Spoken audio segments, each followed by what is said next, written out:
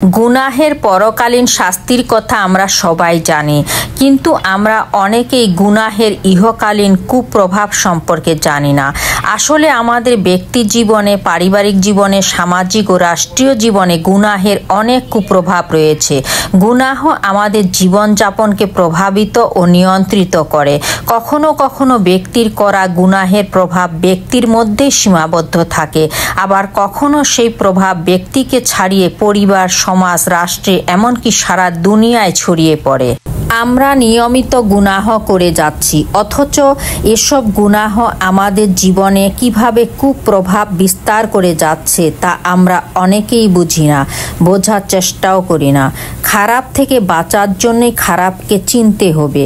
গুনাহের কাজের অন্যতম কুপ্রভাব হলো আল্লাহর আদেশ নিষেধ না মানা এবং নিজের মনের ইচ্ছার লাগামহীন অনুসরণ করা।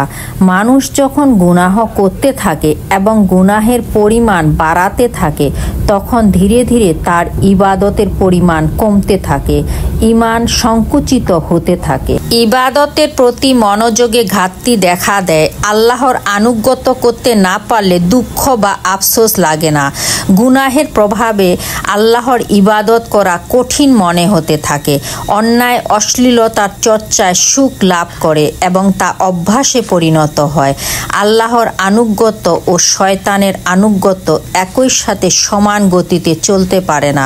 তাই শয়তানের আনুগত্যের মাধ্যমে গুনাহ অর্জন করতে থাকলে আল্লাহর আনুগত্য করতে মন আগ্রহ হারিয়ে ফেলে। যারা আল্লাহর আনুগত্যে অনীহা বোধ করে, অলসতা বোধ করে, অথচ তারা একসময় ইবাদতে মনোযোগী ছিল এবং অন্যকেও দাওয়াত দিত, তখন বুঝে নিতে হবে যে তার উপরে তার কৃত গুনাহের কুপ্রভাব পড়েছে। তাই সে ইবাদতে গাফিল ও পিছিয়ে পড়েছে। তাই তো যারা কাফির তাদেরকে আল্লাহ তাআলা কুরআনে মৃত বলেছেন। তারা জীবিত নয়, অর্থাৎ কাফিররা শারীরিকভাবে জীবিত থাকলেও আত্মিক ও মানসিকভাবে তারা মৃত। আল্লাহর অবাধ্যতা করে সম্মানিত হওয়া যায় না, বরং আল্লাহর আনুগত্যের মাধ্যমে মানুষের সম্মান ও ভালোবাসা পাওয়া যায়। ফলে সে সকলের আন্তরিক ভালোবাসায় সিক্ত হয়। আল্লাহর ভালোবাসা পেলে যেমন মানুষের ভালোবাসা, সম্মান পাওয়া যায়, তেমনি আল্লাহর অবাধ্যতা করলে তার বিরাগভাজন হতে হয় এবং অপমানিত হতে হয়।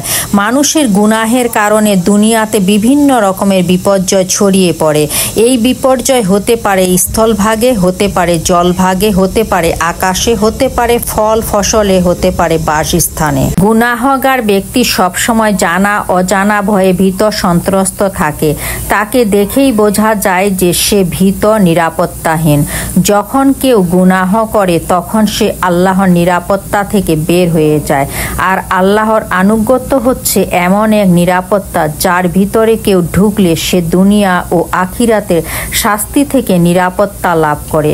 গুনাহগার যখন অতিমাত্রায় গুনাহ করতে থাকে তখন তার অন্তরে মোহর পড়ে যায়, ফলে তার অন্তরে ভালো কিছুর প্রভাব পড়ে না। তখন সে গাফিলদের অন্তর্ভুক্ত হয়ে যায়।